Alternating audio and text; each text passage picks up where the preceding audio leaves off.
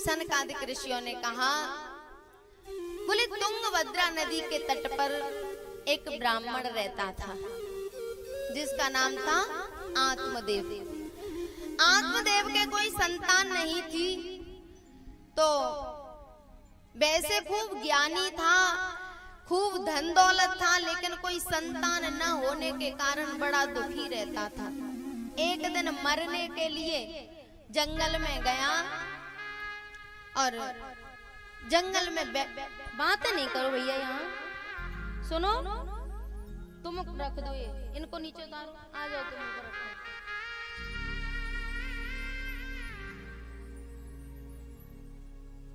हाँ अभी विश्राम होगा ना तब सेट कर देंगे हम अपने तरीके से, ठीक है। उन्होंने कहा, बोले वो आत्मदेव ब्राह्मण इतना दुखी था संतान के लिए। एक दिन एक नदी के किनारे बैठा और वहीं पर एक संत जल पीने के लिए आए।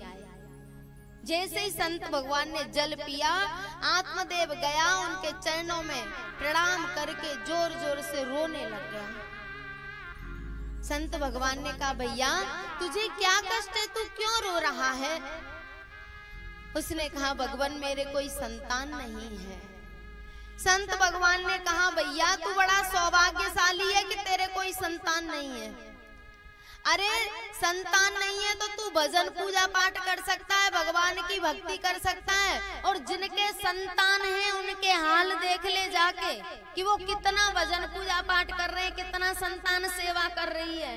और सही बात तो ये है प्यारे कि जितनी ज्यादा संतान है उतनी ज्यादा छीटा लेवर है। एक होता है तो तसल्ली है कि चलो एक की सुननी है, एक से ही भुगतना है, लेकिन जिनके ज्यादा है ना, जितनी ज्यादा संतान उतनी ही ज्यादा आफत। बोले तू बड़ा भाग्यशाली है पगले, तू क्यों रो रहा है?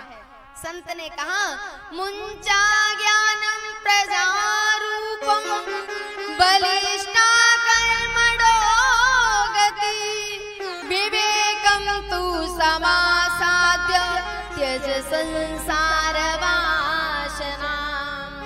अरे तू विवेक से काम ले, इस प्रजा उत्पत्ति की, संतान उत्पत्ति की कामना को छोड़ दे और भगवान का भजन कर। जैसे ही आत्मदेव ने सुना, बोला भगवान मैं आपके पास संतान के लिए आया हूँ, आपके उपदेश सुनने नहीं आया।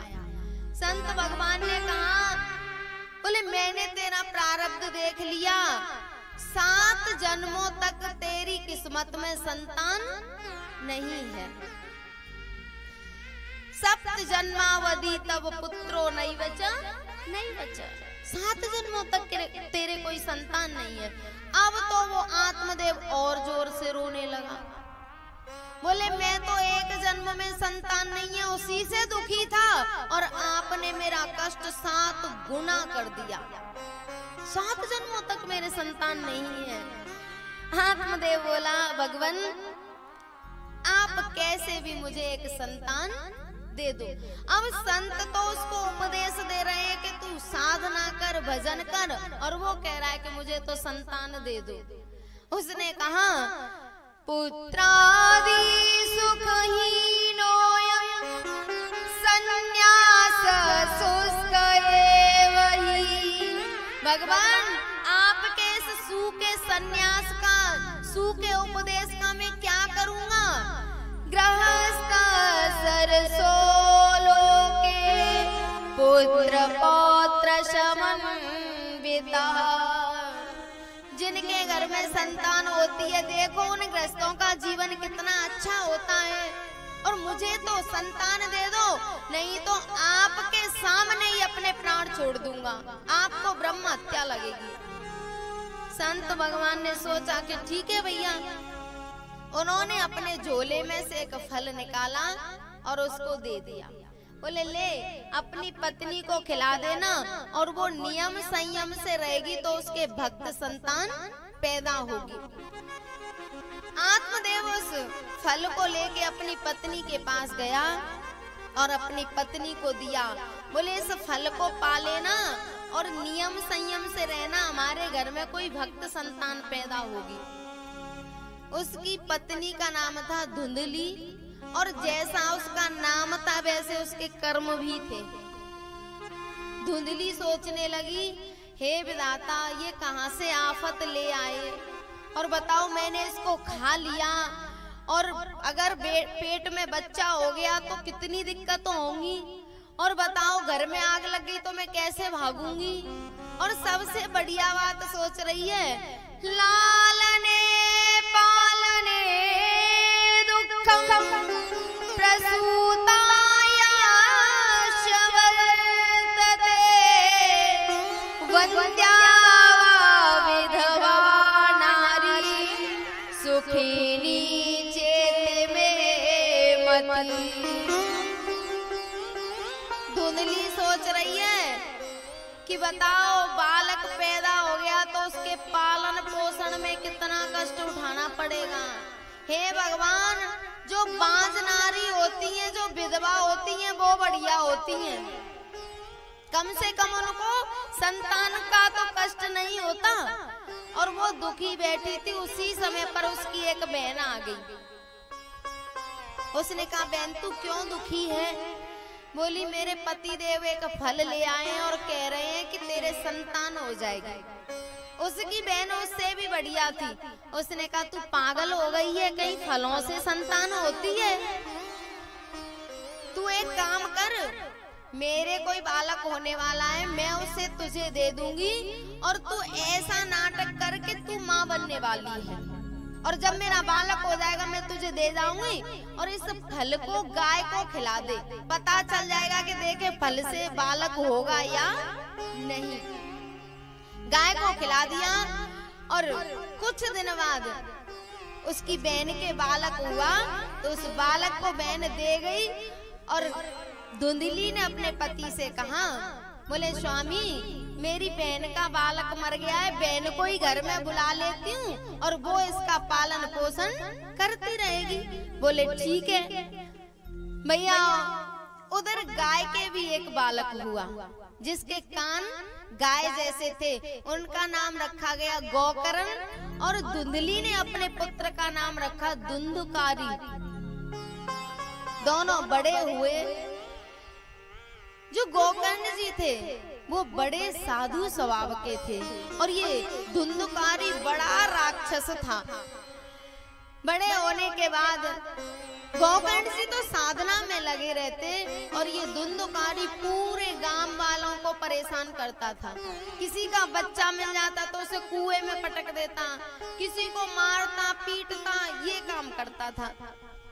एक दिन उसने जलती हुई लकड़ी लेके अपनी माँ की पिटाई की और कहा, बोले जितना भी तेरे पास धन दौलत है ना, उसे मुझे दे दे, नहीं तो तुझे जिंदी जला दूंगा।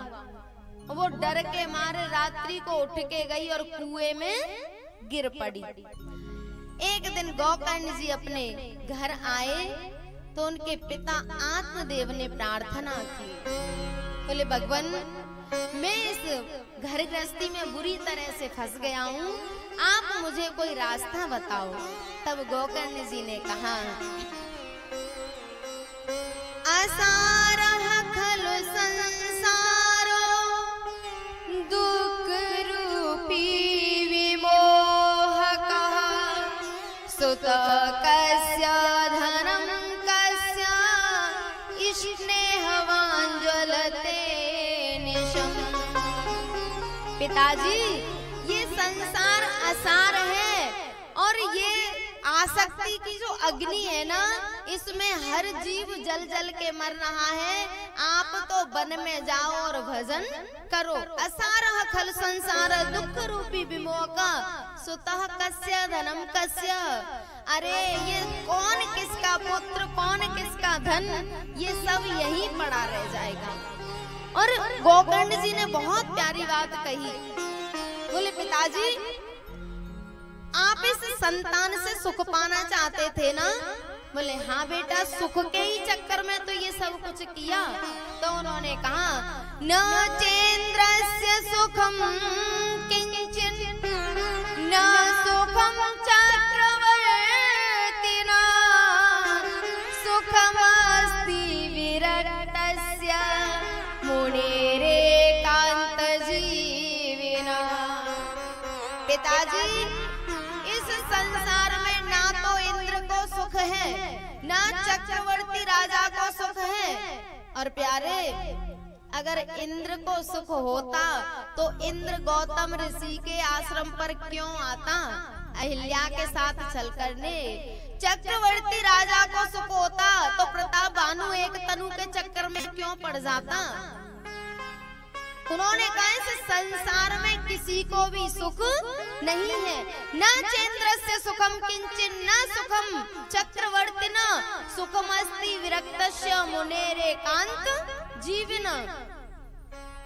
बोले इस संसार में तो बस एक ही व्यक्ति सुखी है। कौन? जो कहीं एकांत में जाके भगवान का भजन कर रहा है। घर गृहस्थी में संसार में सुख नहीं है। और कहा मुंचा ज्ञानम प्रजारूपम मोहतो नरके गति निपतिष्यति देयो सर्वं त्यक्त्वा वनं व्रज। पिताजी, अब इस घर गृहस्थी की आसक्ति को छोड़कर वन में जाकर कहीं भजन करो। और भैया, गोकर्ण जी के उपदेश से आत्मदेव भजन करने के लिए निकला है। और एक प्रार्थना करूं, ये आत्मदेव है जीव और धुंधली है बुद्धि। ये जीव भी साधु संतों पर जल्दी से विश्वास नहीं करता, कर भी ले तो इसकी बुद्धि में तर्क वितर्क चलता रहता है। इस फल को खाऊं या ना खाऊं, ये कुछ काम करेगा या नहीं करेगा। और प्यारे, संत का उपदेश जीव की समझ में नहीं आया, संत के समझाने पर समझ में नहीं आया, लेकिन स्वयं की बनाई हुई सृष्टि धुंधकारी से जब पिटाई होती है ना, बढ़िया वाली सेवा होती है, तब फिर उस संत के दिए हुए प्रसाद गोकर्ण जी के पास आता है। तब उन्होंने कहा, बोले अब वन में जाके भगवान का भजन करो, क्योंकि ना कोई किसी का पुत्र है, ना कोई किसी का धन है। सुतः कस्य धनम कस्य स्नेहवान ज्वलते निशम। जैसे पतंगा अग्नि पर जलता रहता है ना, वैसे ही ये जीव मोह और आसक्ति में जल जल कर नष्ट हो जाता है। भैया, गोकर्ण जी के उपदेश से आत्मदेव चला गया। एक दिन गोकर्ण जी अपने घर आए और रात्रि में विश्राम किया, तो उसका जो भाई था ना धुंधुकारी, उसको 5 गणिकाओं ने मुंह में आग भर के मार दिया था। और ये गणिका क्या है? ये गणिका है शब्द, स्पर्श, रूप, रस, गंध। और ये मत सोचना कि केवल धुंधकारी को ही इन 5 गणिकाओं ने मारा। ये 5 गणिकाएं हमेशा हमारे साथ भी रह रही हैं और हमें दिन रात मार रही हैं। जैसे ही गोकर्ण जी आए तो वो कभी बैल बन जाता है, कभी कुछ बन जाता है। गोकर्ण जी ने कहा, भैया तू कौन है और मुझे ऐसे क्यों परेशान कर रहा है? उसने कहा, भैया मैं आपका बड़ा भाई धुंधुकारी हूँ। बोले, मैंने तो तुम्हारे लिए पिंडदान कर दिया था, तुम मुक्त नहीं हुए। बोले, मेरे लिए हजारों पिंडदान कर दो तो भी मेरी मुक्ति होने वाली नहीं है। और प्यारे, एक निवेदन कर दूं, हम लोग अपने बूढ़े बड़ों के लिए पिंडदान करते हैं। इस पिंडदान से कुछ भी होने जाने वाला नहीं है। हमने जो कर्म किया है उसका फल हमें भोगना ही पड़ेगा। अवश्यमेव भोक्तव्यम कृतम कर्म स्वाशुभम न भुक्तम क्षीयते कर्म कल्प कोट सतई रपि। प्यारे, हम कितने पिंडदान कर लें, कुछ भी कर लें, इससे हमारे बूढ़े बड़ों का कल्याण होने वाला नहीं है। उसने कहा कि तुम कितने ही पिंडदान कर लो, मैं मुक्त होने वाला नहीं हूँ, मैंने बहुत पाप किए हैं। अब गोकर्ण जी ने सुबह सबसे चर्चा की कि धुंधकारी की मुक्ति के लिए क्या किया जाए। तो किसी ने कुछ सलाह नहीं दे पाया, कोई कुछ नहीं कह पाया। तो उन्होंने सूर्य भगवान की साधना की। तब सूर्य भगवान ने कहा, बोले इसको भागवत की कथा सुनाओ। और धुंधकारी को भागवत की कथा सुनाई गई और जैसे ही उसने कथा सुनी तो वो मुक्त हो गया। विमान आया धुंधकारी के लिए और धुंधकारी विमान में बैठ के जैसे ही चला तो गोकर्ण जी ने कहा, बोले यहाँ तो इतने श्रोता थे, इतने अच्छे अच्छे ब्राह्मण संत कथा सुन रहे थे, फिर सबके लिए विमान क्यों नहीं आया? तब भगवान के पार्षदों ने कहा, श्रवणस्य विभेदेन फलभेदोऽत्र संसितः श्रवणं तु कृतं सर्वैः न तथा मननं कृतं। बोले गोकर्ण जी, ये कथा सबकी कामनाओं को पूरी करती है, लेकिन श्रवण का बड़ा भेद रहता है। बोले कैसे? बोले जितने भी श्रोता बैठे इन्होंने मुक्ति की कामना से कथा नहीं सुनी। बोले तो? बोले कोई तो सुन रहा था कि मेरे बेटा की नौकरी लग जाए, मैं भी कथा कराऊंगा। कोई कह रहा था कि एक बढ़िया सा कोई बिजनेस खुल जाए तो हम भी कुछ करेंगे। लेकिन मुक्ति की कामना से केवल धुंधकारी ने सुनी है तो वो मुक्त हो गया। भैया गोकर्ण जी ने दोबारा कथा का आयोजन किया और फिर सबके लिए विमान आया है और चांडाल, अश्व, जो भी जीव जंतु जिन्होंने कथा सुनी सबके लिए विमान आया। और जैसे त्रेता में जब राम जी ने लीला पूरी की तो सारे अयोध्यावासी राम जी के साथ गए थे ना, वैसे ही गोकर्ण जी की कथा सुन के जिन जिन ने गोकर्ण जी की कथा सुनी वो सभी विमान में बैठ के भगवान के धाम में चले गए। अयोध्यावासिनः पूर्वं यथा रामेण संगता तथा कृष्णेन ते नीता गोलोकं योगी दुर्लभम्। जैसे राम जी के साथ सारे अयोध्यावासी गए थे वैसे ही गोकर्ण जी के साथ सारे नगरवासी भगवान के गोलोक धाम में चले गए और प्यारे दिव्य रूप धारण करके गए हैं।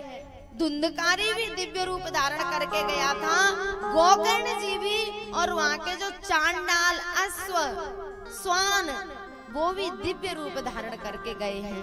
और पता है ये जो भगवान की कथा है ना, जिसको श्रवण करने का इसको मौका मिल गया, जिसने इसको सच्चे मन से श्रवण कर लिया वह मुक्त ही हो जाता है, फिर उसका आवागमन छूट जाता है। वो एक पंक्ति है ना, सज धज के जिस दिन मौत की।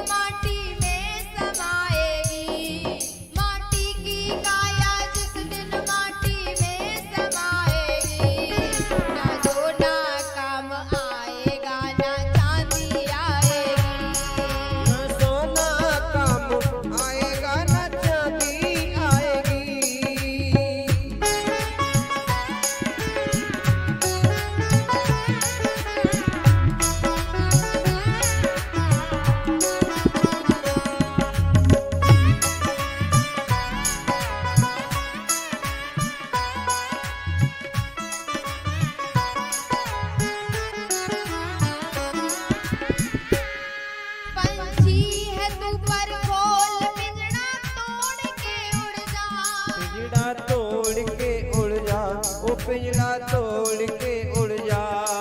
पंछी है तू पर खोल पिंजरा तोड़ के उड़ जा। वो पिंजरा तोड़ के उड़ जा, पिंजरा तोड़ के उड़ जा। माया महल के सारे बंधन छोड़ के उड़ जा। बंधन छोड़ के उड़ जा, वो बंधन छोड़ के उड़ जा। सरगम के स्वर में मौत जिस दिन गुनगुनाएगी। सरगम के स्वर में मौत जिस दिन गुनगुनाएगी। न सोना काम आएगा न चांदी आएगी। न सोना काम आएगा न चांदी आएगी।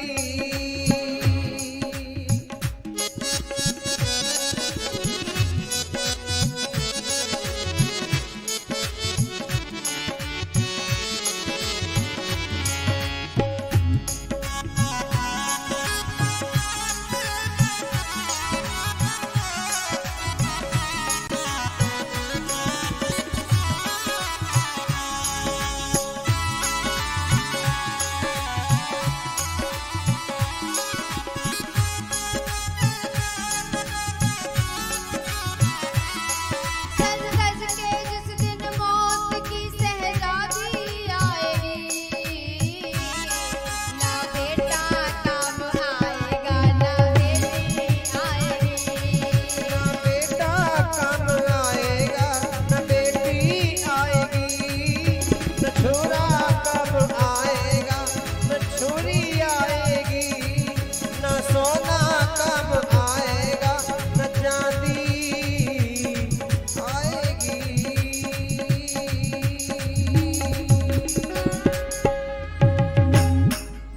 छोटा सा तू कितने बड़े अरमान है तेरे। मिट्टी का तू सोने के सब सामान है तेरे। मिट्टी की काया जिस दिन मिट्टी में समाएगी। सरगम के स्वर में मौत जिस दिन गुनगुनाएगी। न सोना काम आएगा ना बेटा काम आएगा ना मकान काम आएगा ना खेती